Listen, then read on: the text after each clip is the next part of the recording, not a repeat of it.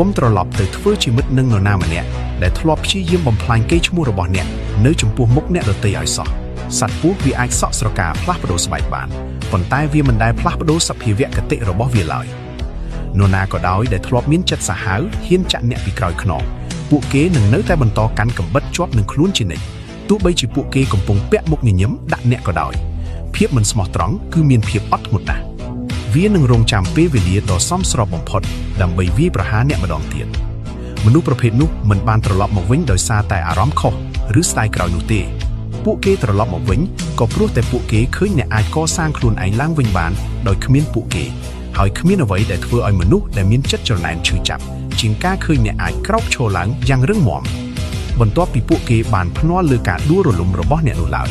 កុំទទួលយកនរណាម្នាក់ដែលធ្លាប់លាតត្រដាងអាចកំបាំងរបស់អ្នកធ្លាប់ប្រើប្រាស់អ្នកឬធ្លាប់បន្ទាបតម្លៃអ្នកឲ្យសោះការអត់ទោសមិនមែនមានន័យថាត្រូវរស់នៅជាមួយគ្នា